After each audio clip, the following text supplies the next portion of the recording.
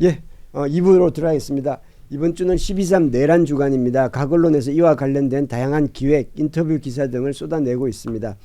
특히 한겨레신문은 이번 주 들어 매일 1면에서 8면, 10면까지 기획 기사를 게재하는데 일단 양에서는 다른 신문들을 압도하고 있습니다. 그 기사들을 지휘한 방준호 팀장, 신윤동 팀장 오늘 초청해서 이야기를 좀 들어보도록 하겠습니다. 방준호 팀장은 언론사에서 일반적으로 말하는 시경캡 맞죠? 예, 맞습니다. 예. 예. 같이 인사드리시죠. 예. 안녕하십니까, 방준호입니다. 네. 예. 그리고 우리 신윤동 팀장은 젠더 관련 기사들을 주로 쓰는 젠더팀을 이끌고 있습니다. 예, 신윤동 팀장. 네. 그 한겨레 사회정책부 젠더팀장 신윤동욱입니다. 예. 반갑습니다. 환영합니다. 예, 와주셔서 고맙습니다. 우리 신윤동 기자님은 좀 잘못하면 좀 오해를 받을 수 있으실 것 같아요. 어떤? 신동욱 이렇게. 네. 어머니 성 같이 써서 네. 신윤동욱이라. 역시 젠더 팀장님 나오신 것 같습니다. 예. 방준호 팀장은 12.3 비상계엄 당일 그날 밤 어디서 뭘 하셨어요? 예, 그날 되게 공교롭게도 저희 사회부 송년회 회식 중이었는데요. 저희가 다행히도 이렇게 술을 좋아하는 인원들이 많진 않아서 이제 맨정신인 상태로 치킨을 먹고 있다가 회사 부근에서 네. 그리고 또 다행히 또 회사 부근이었습니다. 그래서 이제 치킨 먹고 있다가 이제 누군가가 이제 휴대전화로 이런 일이 있다는 얘기를 해서 다들 이제 한쪽에서는 뭐 전문가 시민단체들 통화하고 또 그리고 데스크들은 회사로 오고 기자들은 그때 국회로 일단은 상당 인원이 갔고요. 상황이 어떻게 돌아가는지 몰라서 대통령실이나 이제 정부 종합정사 그러니까 광화문 쪽으로도 좀 기자들을 좀 보내고 뭐 그런 일들 했습니다. 그 당시에는 이제 이게 그냥 이제 현장에서 국회에서 이제 이게 메시지들을 계속해서 보내주면 지금 뭐 헬기가 날았다, 지금 시민들이 모이고 있다 보내주면 그때 기사를 쓰는데 그때는 이게 저 계엄군이 어디서 온 건지 저희가 어디서 날아온 건지 하는 이제 전체 그림이 되게 궁금했었거든요. 근데 이제 그 얼개들이 이제 수사나 이 재판 과정에서 조금씩 이제 드러나기 시작한 반면 이제 1년 지나가지고 지금 생각해 보면서 다시 좀 되짚어보고 싶었던 건 그날의 세부였어요. 그래서 그날 국회에서 사람들은 어떤 걸 받고 어떤 걸 들었고 그래서 어떤 감정을 느꼈었는지를 다시 한번 1년 맞아서 되짚어보자 하는 취지로 그때 거기 있었어요. 기사를 보니까 그날 현장에 국회 현장으로 달려간 시민들, 네. 시민들을 인터뷰하셨더라고요. 네, 그렇습니다. 시민들은 1년 뒤에 지금 감회라든지 이런 걸 뭐라고 얘기하던가요? 예, 일단은 뭐 사실은 이제 그때가 저희가 만났던 이제 김철규 시민 같은 경우는 그때 대학교 졸업반이었는데 이제 당연히 이제 졸업반이니까 진로를 고민하다가 이제 그날 이후로 본인은 시민운동, 시민사회에서 무언가 역할을 하고 싶다는 마음에 시민사회 운동가가 되었어요. 그러니까 어떤 분기점이 되었던 날이었다고 삶을 바꾸게 된 거네요. 예. 그리고 또 구원식 국회의장 경호대장, 네. 경호대장도 인터뷰하셨어요. 네네네. 이때 구원식 국회의장을 일단 사실 경찰 소속이긴 하셨거든요, 이분이. 그러니까 경찰의 다른 동료들은 이제 국회 담장에서 봉쇄를 하고 있었던 상황이고 이분 같은 경우는 자신의 임무는 어쨌든 의장을 지키는 것이었으니까 딱 소식을 듣고 의장과 함께 이제 국회로 이동하면서 휴대전화부터 이제 다 닫아놓으셨다고 하시더라고요. 지키는데 방해가 될 것 같아서. 그래서 현장에 일단 가셔서 근데 거기 보니까 이런 게 있더라고요. 그 기사에 보니까 총을 쓰지는 말자. 네네. 그리고 만약에 맞으면 맞자. 그리고 개머리판으로 피를 흘리더라도 하자. 이런 내용이 있던데, 야 이분들은 거의 이거 죽을 수도 있겠다는 생각까지 한 건가 이런 생각이 들더라고요. 네, 당연히 그 정도의 위기감은 있으셨을 것 같고 뭐 이후로도 드러났지만 사실 뭐 단순히 이제 국회를 봉쇄하거나 뭐 개헌 의결을 방해하는 정도를 넘어서 사실 체포조가 운영이 됐었던 상황이었으니까 사실 그때의 판단이 맞았던 것이겠죠. 근데 이제 뭐 이분께서는 그냥 그때 그냥 나쁘지 않은 판단을 한 것 같다라고 얘기하셨는데 일종의 절충안이셨던 것 같아요. 그러니까 의장은 지켜야겠고 하지만 이제 이것이 확산되는 것은 막아야겠고 우리가 총을 쏘므로 해서 저쪽에 이제 빌미가 되는 상황을 막아야겠다 이런 여러 가지 생각 속에서 그냥 총은 다 두고 가자. 그리고 그냥 맞으면 맞는 총을 대로. 아예 두고 간 거예요. 예. 두고 가서 근데 긴급 상황이 있을 수도 있는데 아예 총을 들고 가질 않은 건가요? 예, 그렇게 일단 말씀을 해주시긴 하셨습니다. 예. 총을 쓰게 되면 완전히 제압을 당하거나 특히 의장이 다칠 수도 있죠. 그리고 이제 저쪽 게 어떤 개헌군의 이제 명분이 될 수 있다라는 생각들을 하셨던 것으로 말씀을 주셨어요. 지금이야 이제 뭐 편하게 얘기할 수 있겠지만 그때 당시로는 정말 대단한 거네요. 그렇죠. 그리고 그때 그 보좌관들이 막 소화기 뿌리면서 그 국회 그 본회의장을 지키려고 막 했잖아요. 그분들은 뭐라고 하시던가요? 일단 사실은 이제 특히 이제 그 생각을 많이 하시더라고요. 그러니까 당시에 이제 사실은 뭐 개헌군들이 그냥 알아서 이제 돌아가거나 이랬던 상황이라기보다는 그러니까 시민들과 이제 보좌관들이 막 본인들도 사실은 이제 동물국회가 아니니까 좀 낯선 막 소화기 뿌리고 소화전 뿌리고 막 문 랜선으로 닫고 이런 과정들을 거치면서 그래도 우리가 시간을 벌었던 것 같다. 생각할 시간을 벌었던 것 같다는 말씀을 많이 하세요. 그래서 실제로 이제 개헌군하고 맞닥뜨렸을 때 군인 때리지 마라는 얘기가 이제 보좌관 쪽에서도 나오고 시민 때리지 마라는 목소리도 나오고 실제로 뭐 군 지휘관 중에 일부는 이제 시민들에게 이제 위해를 가하지 말라는 지시를 하기도 했고 그래서 이제 사실은 이제 그 순간 그 현장에는 누구도 가해자가 되고 싶지 않았던 거죠. 그리고 누구도 이제 피해자가 되고 싶지 않았던 거여서. 그러니까 그걸 생각해보면 그래요. 예를 들면 그때 만약에 국회 앞에 시민들이 한 4천여 명 정도 갔었죠. 4천여 명 시민들이 가지 않았다면 그리고 국회 본회의장에서 보좌관들이 바리케이트 치고 막 막지 않았다면 군인들이 지시를 받아서 쓱 갔는데 아무도 없어. 그래서 쓱 들어갔어. 본회의장 들어가라고 들어갔어.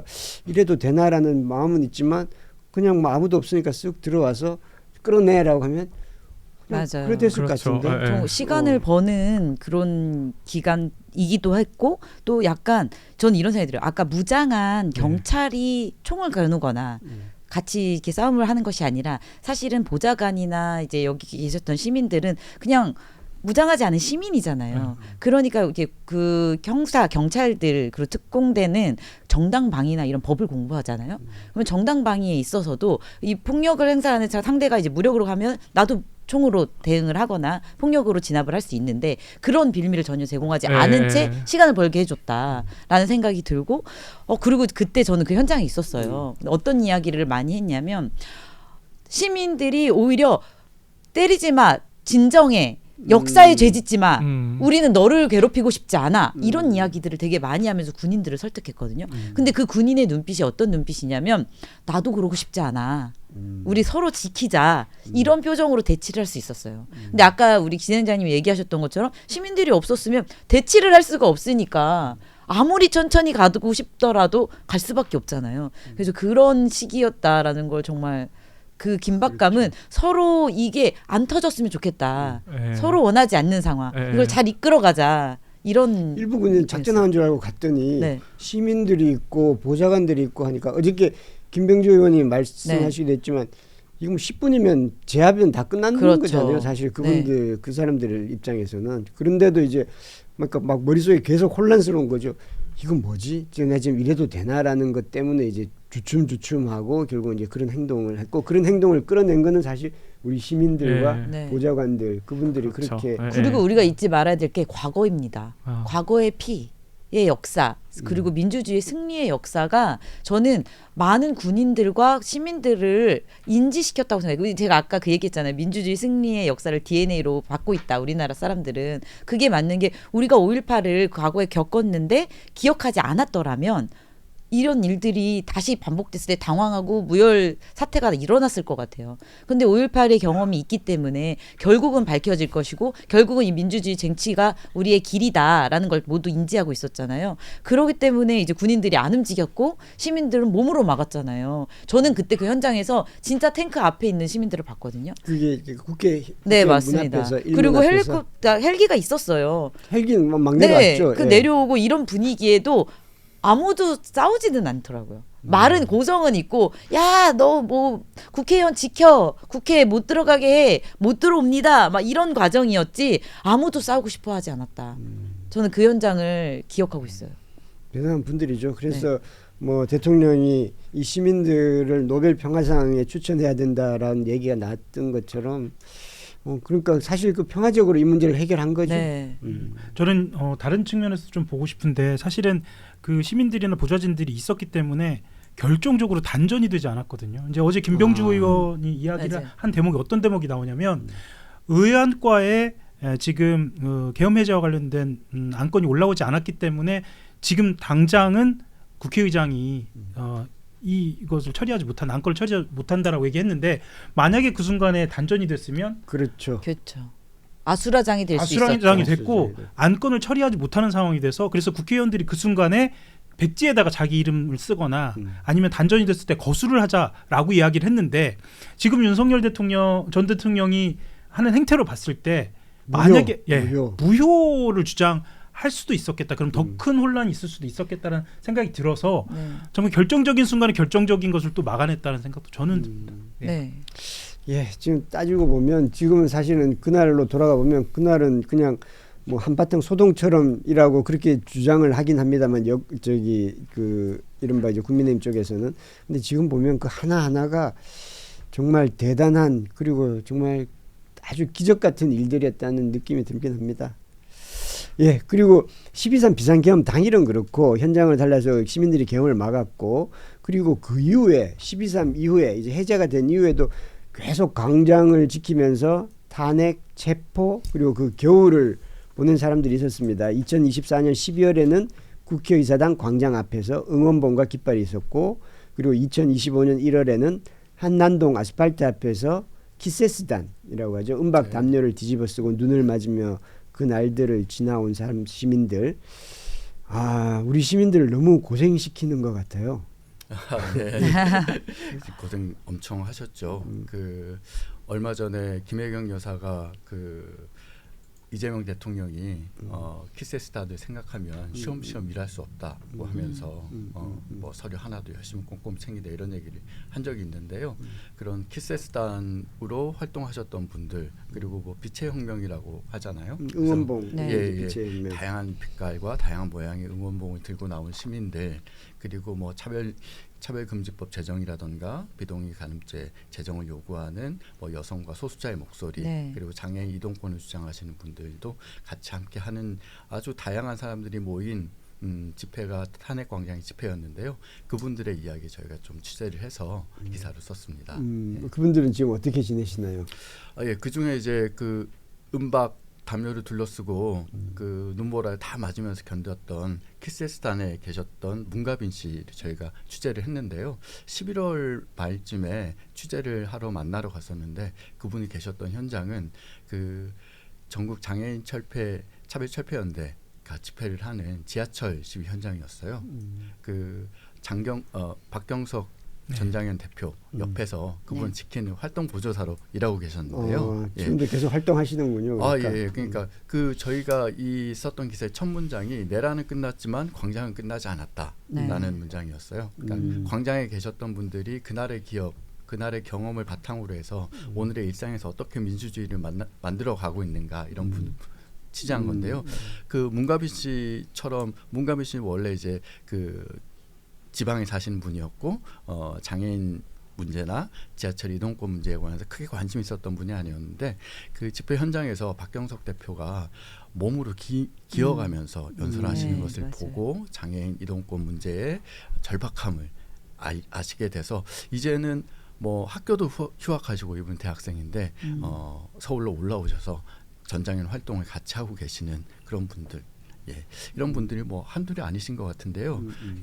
뭐 청소년 중에서도 그 학교 밖 청소년이었는데 뮤지컬 감독이 되려고 드럼을 치면서 막 연습을 하는 친구가 있었는데 이건 아니다 싶어서 거리에 나왔다가 지금은 청소년 인권 운동을 하고 계시는 분들도 만났고요. 이런 다양한 분들 저희가 만나서 이제 대부분 다 젊으신 분들이잖아요. 네네. 그런 분들이 약간의 그 성취감 그리고 이제 우리가 이렇게 했더니 이런 좋은 결과가 나오는구나라고 해서 그런 감정을 좀 효능감을 좀 느껴봤으면 근데 이제 이런 것들이 내가 그렇게 했는데도 이게 뭐 바뀌는 것도 없고 뭐 이게 뭐야라고 하게 되면 사람들이 이렇게 좌절하면서 이제 다른 행동을 하거나 이제 그냥 빠져버리거든요. 사실 그 이전 세대들이 많이 그랬잖아요. 그래서 맞습니다. 그런 부분들이 계속해서 발전될 수 있도록 했으면 하는 그런 마음이 있어요. 그 이분들 경험에는 성공과 뭐 실패, 성공과 한계 이런 게 동시에 있긴 한데요.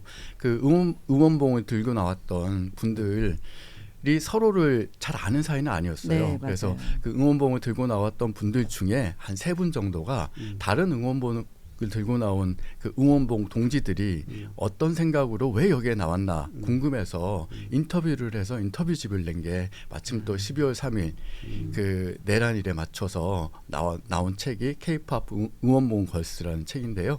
그 책을 내신 분들을 만나서 인터뷰를 했는데 그분들 같은 경우는 이제 나오시게 된 이유가 내가 아이돌 멤버 중에 가장 사랑하는 멤버가 있는데 그 멤버가 하필이면 외국인 멤버예요. 한국에 내란 사태가 되면 그 외국인 멤버가 못 과연 한국에 있을 들어오니까. 수 있을까? 예, 자기 나라 돌아가지 않을까? 네. 하는 이런 걱정, 다양한 이런 의도에서 나오는, 이제 예. 아주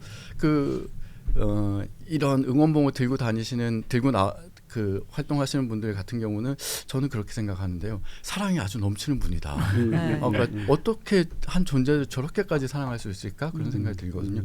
그러니까 그 탄핵이 딱 됐을 때 자기 주변 사람들도 생각이 났지만 그런 자기가 가장 사랑하는 최애 멤버들을 네. 지키기 위해서 내가 지켜줄게 라는 마음으로 나왔다는 분들이 많거든요. 그런 분들이 다행히 자신의 최애를 지키고 오늘날 자유롭게 콘서트를 하고 팬사인회를 하는 세상을 만든 경험이 이렇게 되돌아보면서 사랑과 낙관에 근거한 힘이 이렇게 세상을 바꿀 수 있구나 이런 에너지를 느끼신 부분이 있고요. 또 한편으로는 이제 광장의 첫 번째 요구였던 뭐 차별금지법 제정이라든가 그 여성 관련된 이슈들이라든가 여전히 좀 정치적으로는 정체 상태이기 때문에 이런 현상이 있으면 예전 같으면 안 되는구나 하고 말았을 텐데 그렇죠. 이분들이 아까 전에 말씀드린 문가빈 씨나 청소년 그 지환군 같은 계속해서 일상에서 연대를 해가세요. 네. 그런 활동을 통해서 장기적인 낙관이랄까요? 이런 네. 걸 하시는 모습을 저희 기사에 좀 담고자 했습니다. 그러니까 보니까 예전하고 양상이 좀 다른 부분들이 형태적으로도 있지만 네. 그런 감정적으로도 예전 보통 거리에 나서는 분들 보면 네네.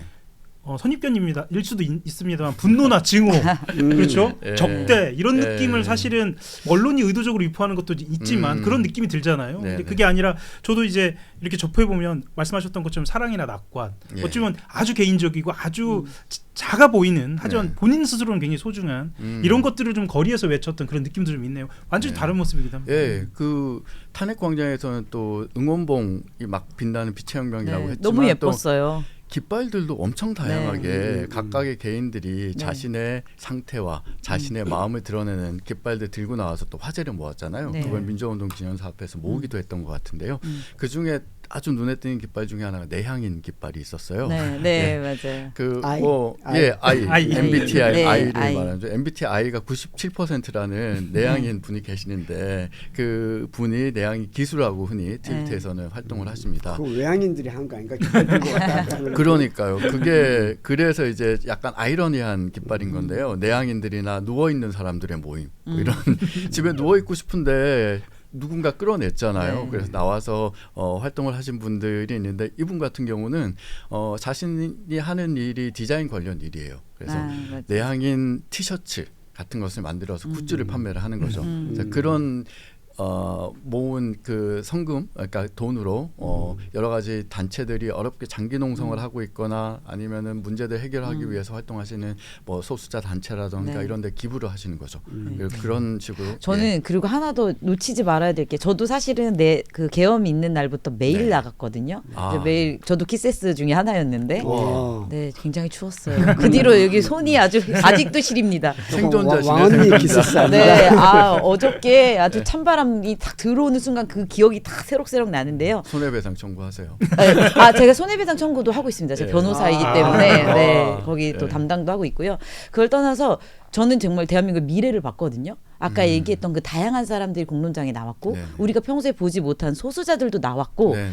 모든 분들은 그 죄책감 아니면 미안한 마음으로 물품들을 다 지원을 했어요. 저는 여기에서도 되게 감동을 받았어요. 우리나라가 전쟁을 할 때 제가 또 역사를 좋아하는데 독립군 운동을 보면요. 그 당시에 여성들이 주먹밥을 만들어서 맞습니다. 그 전쟁터를 뚫고 그 주먹밥을 전달을 해줘요. 맞아요. 군인들한테. 네. 그런 군수 물품을 했던 그 목숨 걸고 그 후방을 지켰던 여성들의 목소리를 여기서 또 본 거예요. 네. 왜냐면 키스스 너무 추워요. 이 비닐을 준비해서 가지 못하거든요. 근데 그 밤을 지켜야 되는데 그리고 너무 배고파요. 추우면 배고파요.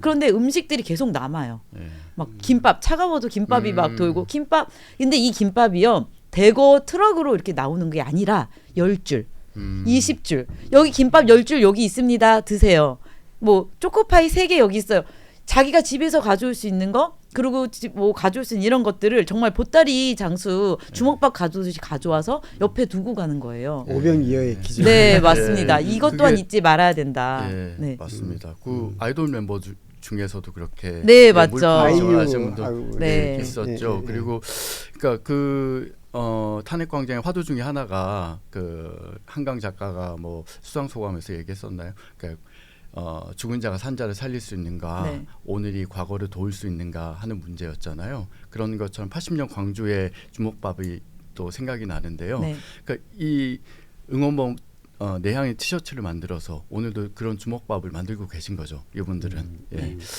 근데 이제 안타까운 거는 이 광장에 이게 이분들만 있는 게 아니라 그렇죠. 극우층도 지금 광장으로 그 이제 12.3 이후에 광장으로 나오고 뭐 그 전에도 있었습니다만은 그게 더 촉진되는 측면도 있지 않습니까? 특히 젊은 층에서 이제 그 이렇게 키세스단도 있지만 젊은 층에서도 극우 쪽으로 이제 그쪽으로 계속 세력을 넓히고 있지 않습니까? 이 부분은 어떻게 해결해야 될까요?